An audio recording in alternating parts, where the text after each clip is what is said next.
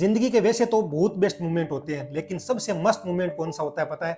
जिस दिन आपको पहली तनख्वाह हाथ में आए, और वो भी तनख्वाह यदि यूरो में हो तो बात ही कुछ अलग होती है। ये जो 5 यूरो का नोट देख रहे हो, ये मेरी पहली कमाई है। तो उन यूरो को मैं देख के बार बार इतना खुश हो रहा था ना। कहने का मतलब भाई कि फर्स्ट जो पेमेंट होता है उसकी बात ही कुछ और होती है। तो हेलो फ्रेंड्स, कैसे आप सब? तो फ्रेंड्स, मेरा नाम अविनाश कुमार है और मैं इटली में रहता हूँ। तो कुछ लोग मुझे कई दिनों से कमेंट कर रहे हैं कि भाई इटली आने के लिए हमें क्या करना चाहिए, आपको एक वीडियो बनाकर हमें बताना चाहिए। तो आज का मेरा वीडियो इसी मतलब टॉपिक पे है कि भाई इटली आने के लिए क्या डॉक्यूमेंट चाहिए, कैसे हम इटली आ सकते हैं, क्या इटली आने के बाद सारे सपने पूरे हो जाएंगे, या मतलब यहाँ आने के बाद कितनी तनख्वाह होती है, और जो कागज खुलने की जो क्लिक डेट है वो किस दिन। मेन बात क्या है ना कि सबसे बड़ी प्रॉब्लम या सबसे बड़ा डर क्या होता है ना हमारे मन में कि भाई यहाँ इटली आने के बाद क्या होता है। क्योंकि इटली तो आ गए, लेकिन यहाँ आने के बाद क्या सारे सपने पूरे हो जाएंगे? क्या हम सुनते हैं कि भाई फलाना आदमी इतना कमा रहा है, वो आदमी इतना कमा रहा है, क्या हम भी इतने पैसे कमा पाएंगे? तो इस सारे टॉपिक पर आज हम चर्चा करेंगे और मैं कोशिश करूंगा कि आपको पूरी तरीके से संतुष्ट कर सकूं इस वीडियो के जरिए। तो वीडियो पूरा देखना, क्योंकि यदि आप आधा वीडियो देखेंगे या आगे निकाल के देखेंगे तो आपको आधा नॉलेज मिलेगा। तो चलो वीडियो स्टार्ट करते हैं। तो इटली आने के लिए सिर्फ एक पासपोर्ट की कॉपी चाहिए होती है, उसके अलावा आपके कोई डॉक्यूमेंट नहीं लगने वाले हैं। सिर्फ आप एक पासपोर्ट की कॉपी है वो अपने जानकारी एजेंट को दे दें। जिस दिन कागज गवर्नमेंट ने खोले हैं उस दिन वो आपके कागज का फॉर्म अप्लाई कर देगा और थोड़े दिनों के बाद आपके कागज खुल जाएंगे। तो ये जो फॉर्म है जो जिस दिन भरे जाएंगे उसकी डेट है 5 फरवरी 2024 सुबह 9 बजे। वो एजेंट या आपका जानकार है वो आपके पासपोर्ट की कॉपी को जैसे ही कंप्यूटर में डाल के क्लिक कर देगा, वैसे ही कागज भरे जाएंगे। और भरने के बाद कागज खुलेंगे ही, इस बात की कोई गारंटी नहीं है, क्योंकि ये गारंटी कोई नहीं ले सकता, क्योंकि ये गारंटी सिर्फ गवर्नमेंट देखती है आपके जिस सोर्स से कागज लगाए हैं, जैसे एग्रीकल्चर से लगाए, डोमेस्टिक से लगाए। तो जो मालिक है यहाँ पर इटालियन जिसने कागज भरे हैं वो कितनी कॉन्ट्रीब्यूटी जैसे टैक्स भरता है, उस हिसाब से ये सारे कागज निकलते हैं।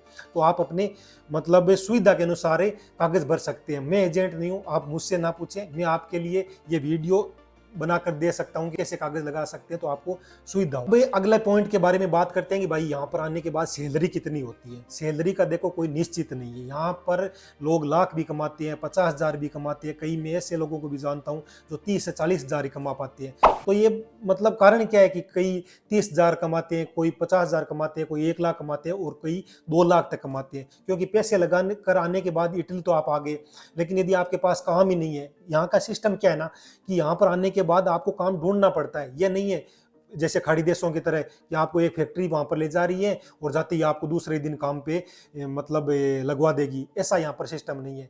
यहाँ पर पहले डॉक्यूमेंट बनते हैं, फिर आपके डॉक्यूमेंट आपके पास आते हैं जिसको नुलावस्था बोलते हैं। और वो नुलावस्था ये जो आप स्क्रीन पे देख रहे हैं ऐसी होती है। ये नुलावस्था निकलने के बाद आप इंडियन एम्बेसी दिल्ली में जाते हैं और आपके पासपोर्ट पर फिर ठप्पा लगता है। उसके बाद आप यहाँ इटली आते हैं। इटली आने के बाद यदि आपका जानकार के पास काम है तो वो काम आपको हफ्ते 10 दिन के भीतर लगवा सकता है। यदि आपके जानकार के पास काम नहीं है, आप काम की बात नहीं करके आए, आपने सिर्फ यही बोला कि भाई मेरे को बस इटली जाना है, वो बोलेगा कि भाई काम वहां पे, तो आप बोले नहीं, काम की कोई दिक्कत नहीं है, काम वहां जाने के बाद देख लेंगे। देखेंगे नहीं, आप इतने पैसे लगाकर आए हैं घर वालों के, तो पूरी बात करके आए कि भाई वहां जाने के बाद मेरे को काम मिल जाएगा क्या। क्योंकि सबसे ज्यादा इटली में यदि किसी चीज की प्रॉब्लम है तो वो है काम की। यदि आपके पास काम है तो फिर सारी प्रॉब्लम। कई दोस्तों को जानता हूं जो जापान जाते हैं, ऑस्ट्रेलिया जाते हैं, उनके पास पूरे कागज नहीं बनते हैं, इसलिए वो एक बार ही जा पाते हैं। लेकिन इटली में यदि आपके पास पूरे कागज है तो आप हर दिन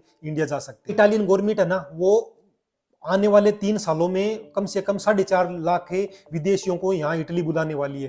पता नहीं इतना काम यहाँ पर है या नहीं, लेकिन इतने लोगों को जरूर बुला लेगी। इससे क्या है ना कि एक तो एजेंटों को फायदा होगा और दूसरा इटालियन गवर्नमेंट के, क्योंकि यदि एक फॉर्म के 200 यूरो मतलब लगती हैं तो आप सोच सकते हैं कि 4.5 लाख लोगों के कितने पैसे हो जाते हैं। तो इटालियन गवर्नमेंट के फायदा, दूसरा एजेंट के फायदा। लेकिन आपके फायदा होगा या नहीं ये यहाँ आने के बाद ही पता लगेगा। एक तो सारे लोग क्या बोलते रहते हैं ना कि वीजा ला दो, वीजा ला दो। यहाँ वीजा नहीं होती है भाई। वीजा वो होती है जब पासपोर्ट में ठप्पा लगने के बाद मिलती है, वीजा नहीं होती। यहाँ पर होती है नुलावस्था। जो आप स्क्रीन पे देख रहे हैं ना, इसको बोलते हैं नुलावस्था।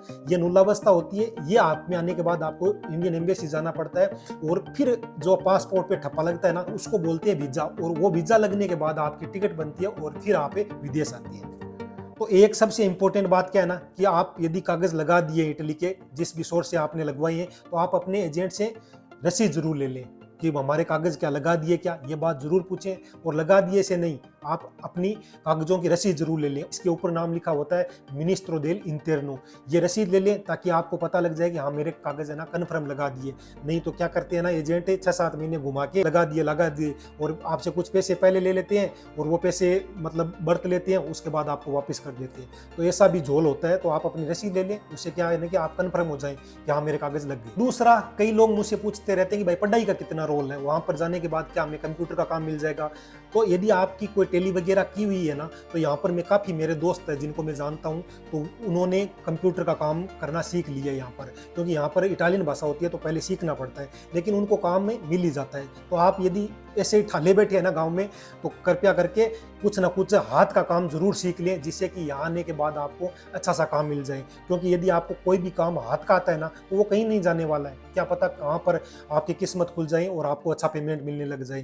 तो आप यदि ऐसे ही बैठे हैं ना, तो कुछ ना कुछ सीख कर ही आए। तो अब क्या होता है ना कि कई लोग बोलते हैं कि हमने तो पूछा नहीं काम का एजेंट से, हम तो आ गए, हमने सोचा कि वहां पर तो काम होगा, तो हम काम यहाँ पर कैसे ढूंढे। तो इसके लिए सरकारी एजेंसियां बनी हुई होती है, आप एजेंसी में जाके अपना अप्लाई कर सकते हैं कि मुझे काम चाहिए। उसके बाद जैसे ही काम आता है एजेंसी के पास, तो आपको कॉल कर देते हैं और उसके द्वारा आप यहाँ पर काम लग सकते। तो चलो फ्रेंड्स, आशा करता हूँ कि आप मोटा मोटी समझ गए होंगे कि इटली आने के लिए क्या क्या डॉक्यूमेंट चाहिए और कितनी सैलरी मिलती है, और इटली में आने के लिए कब क्लिक डेट है और किस दिन कागज खुलेंगे, और यहाँ आने के बाद क्या क्या प्रॉब्लम होने वाली है। आप अपनी पूरी बात करेंगे, वहाँ जाने के बाद मुझे क्या काम मिल जाएगा, मेरी रहने की व्यवस्था मिल जाएगी। क्योंकि यहाँ पर ऐसे नहीं रख सकते कि एक घर में 10 लोग रह जाए, नहीं, यहाँ पर रेजिडेंस होता है, जितने लोगों का रेजिडेंस होगा उतने ही लोग यहाँ पर रह सकते हैं। तो आप अपनी पूरी कंप्लीट बात करके आए। और आपके भाई को क्या है ना कि यूट्यूब का कीड़ा है, तो मैं 7 से 8 घंटे तो ड्यूटी करके आता हूँ, फिर आके वीडियोस बनाता हूँ, इटली के अच्छे अच्छे प्लेस आपको दिखाने की कोशिश करता हूँ। यदि आपने नहीं देखे हैं तो मेरे यूट्यूब चैनल पे जाके जरूर देखें और सब्सक्राइब कर लें, लाइक कर लें। बाकी आपको पता ही है। मिलते हैं नेक्स्ट ब्लॉग में। राम राम जी।